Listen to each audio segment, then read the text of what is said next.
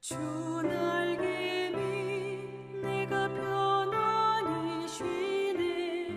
밤 깊고 비바람 몰아쳐도 아버지께서 널 지켜주시니 거기서 편안히 쉬리로다. 주 날개 밑 평안하다. 그 사랑 끈을 짜니뇨.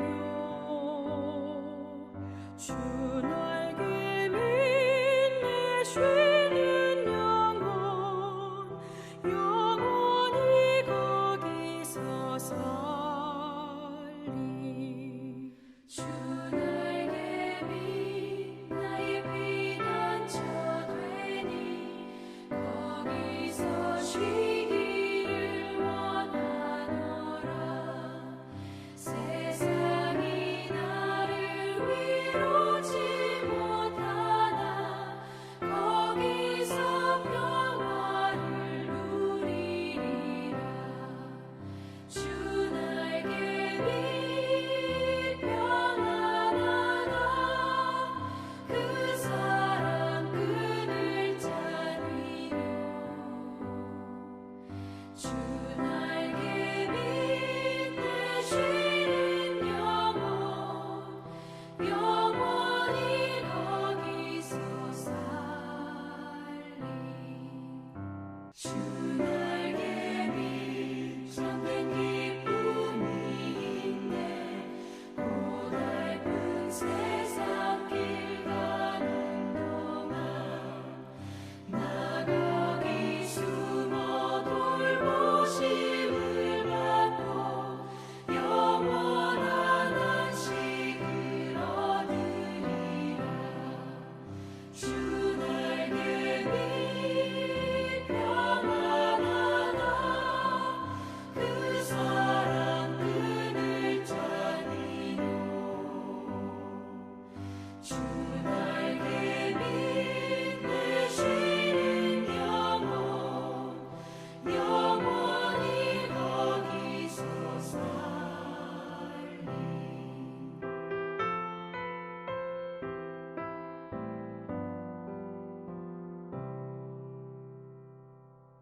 오늘 우리에게 주신 하나님의 말씀은 출애굽기 33장 20절에서 23절까지의 말씀입니다. 또 이르시되 네가 내 얼굴을 보지 못하리니 나를 보고 살 자가 없음이니라. 여호와께서 또 이르시기를 보라 내 곁에 한 장소가 있으니 너는 그 반석 위에 서라. 내 영광이 지나갈 때 내가 너를 반석 틈에 두고 내가 지나도록 내 손으로 너를 덮었다가 손을 거두리니 네가 내 등을 볼 것이요 얼굴은 보지 못하리라. 아멘. 오늘 우리가 함께 봉독한 모세의 이야기는 열왕기상 19장 11절 이하에 나온 엘리야의 이야기와 유사합니다. 열왕기상 18장의 말씀을 보면 엘리야가 바알 선지자 450명, 아세라 선지자 400명과 갈멜산에서 대결을 펼칩니다. 엘리야와 이방 우상을 섬기는 거짓 예언자들은 각각 송아지를 잡아서 각을 떠서 나무 위에 놓고 불로 응답하시는 이가 참 하나님이시다라고 말하며 대결을 펼칩니다. 먼저 바알 선지자들이 그들의 신 바알의 이름을 부릅니다. 바알이 응답하지 않자 그들은 그들의 규례를 따라서 피가 흐르기까지 몸을 상하게 하며 울부짖습니다. 그러나 아무 일도 일어나지 않았습니다. 이후에 엘리야가 하나님께 제단을 쌓고 기도하였고 하나님께서 12개의 제단 위에 올린 제물을 불로 다 태워버리십니다. 그리고 이제 대결에서 승리한 엘리야는 바알과 아세라 선지자들을 죽입니다. 그러나 이 일로 엘리야는 왕비 이세벨의 죽임의 위협으로 인하여 도망자가 되었습니다. 그는 광야로 들어가 한 로뎀 나무 아래에 앉아서 죽기를 청합니다. 그때 하나님께서 천사를 보내셔서 그에게 숯불에 구운 떡과 한 병 물을 보내어 먹게 하십니다. 그리고 그를 호렙산으로 이끌어 가십니다. 그런데 재미있는 장면이 이어집니다. 열왕기상 19장 9절의 말씀을 보면 굴에 머물던 엘리야를 하나님께서 직접 만나러 오십니다. 그리고 엘리야를 만나 주십니다.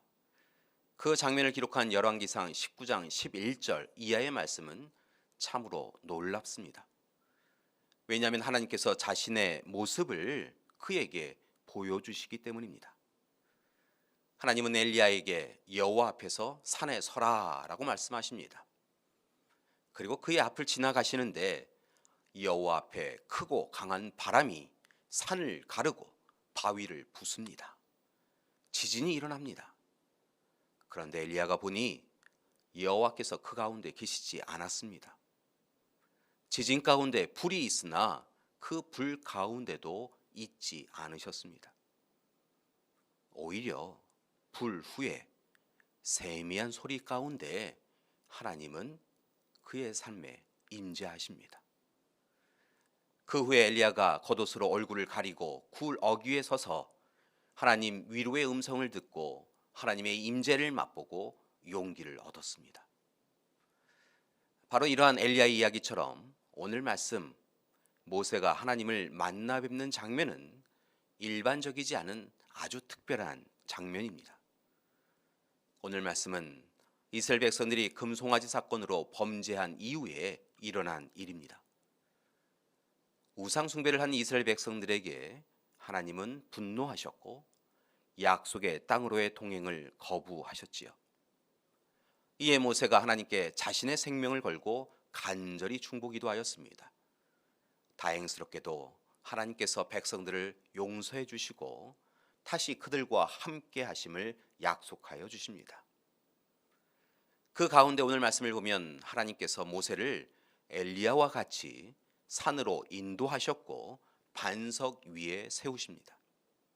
그리고 지나가시는데 하나님께서 친히 그를 반석 틈에 두시고 하나님의 손으로 그를 덮어 주십니다. 그리고 지나가신 이후에야 손을 거두어 주시지요. 그래서 모세는 하나님의 등을 봅니다. 하나님은 모세에게 얼굴은 아니지만 등을 볼 수 있는 은혜를 허락해 주신 것입니다. 그리고 모세는 하나님의 등을 바라보며 위로와 은혜를 누립니다. 이처럼 모세와 엘리야는 하나님을 만나 뵙고 위로를 얻었습니다. 이스라엘 백성들에게 율법과 예언을 대표하는 사람들로 여겨지는 두 사람을 하나님께서 만나 주시고 절망과 낙심 가운데 있는 그들에게 위로와 소망을 더하여 주신 것입니다. 물론 그들은 정확하게 말씀드리면 하나님의 얼굴을 뵙지는 못하였습니다. 왜냐하면 하나님의 얼굴을 뵈면 죽기 때문인 것이지요. 그래서인지 하나님은 그들을 숨겨주셨고 하나님의 손으로 덮어주시기까지 하셨습니다.